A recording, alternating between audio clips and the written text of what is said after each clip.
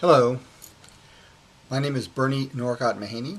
I work at the Kansas City Public Library at the Bluford branch and also at Johnson County Community College where I teach a class.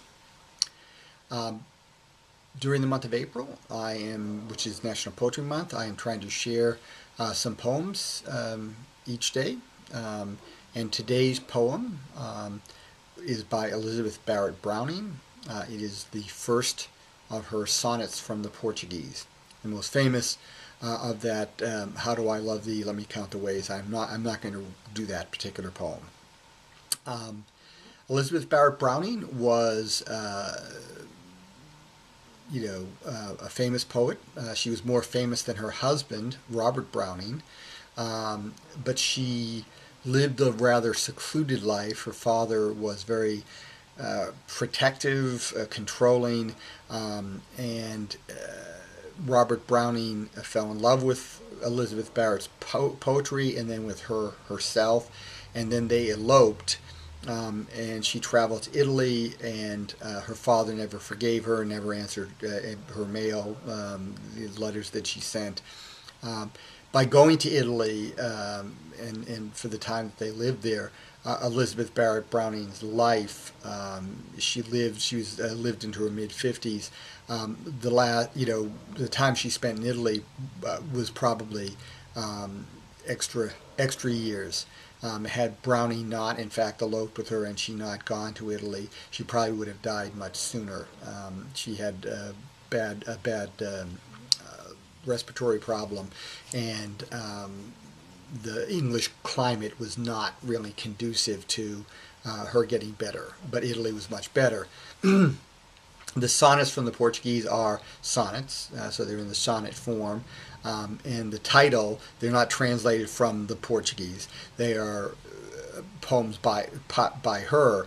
And the title Portuguese has to do with the fact that Robert Browning used to refer to Elizabeth Barrett, who was rather dark in her features, as "my little Portuguese." So that's where the title comes from. So this is the very first of those. It is a more general poem. It mentioned one character that I need to talk a little bit about to start with, and that is Theocritus. Theocritus was a Greek poet who wrote poetry in the 3rd century BC, the Alexandrian period. He was what's known as a pastoral poet or a bucolic poet. These guys they wrote poems which were largely love poems, but the dramatic illusion that they created was that they were shepherds in the fields, singing songs about their loves.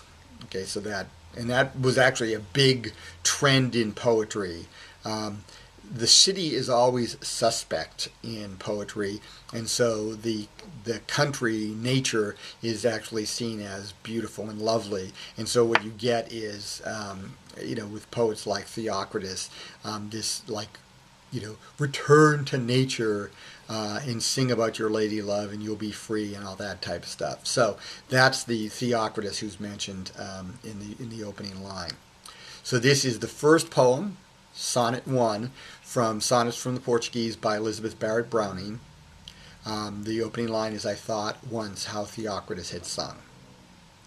So, I thought once how Theocritus had sung of the sweet years, the dear and wished-for years, who each one in a gracious hand appears to bear a gift for mortals old or young.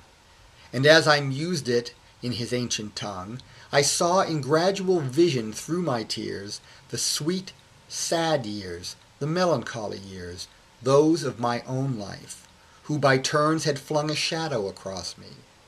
Straightway I was ware, so weeping, how a mystic shape did move behind me, and drew me backward by the hair, and a voice said in mastery, while I strove, "Guess now who holds thee."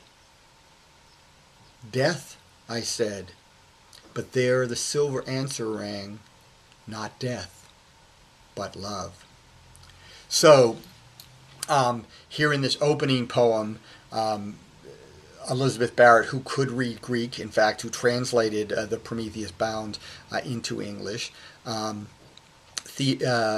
She here is talking about reading Theocritus in the original and getting a sense of the wondrous years of youth, and then thinking of her own melancholy, late 30s, she's in her 30s or so at the time, and how, her life has pretty much passed her by and the shadow of death is upon her. But it turns out, in fact, this figure is not death but love. So perhaps this may be a reference to Robert Browning, who was a rather dashing character coming into her life and saving her from what was probably certain death from her lung conditions. So, hope you enjoyed I Thought Once How Theocritus Had Sung, and we'll be back with another poem tomorrow.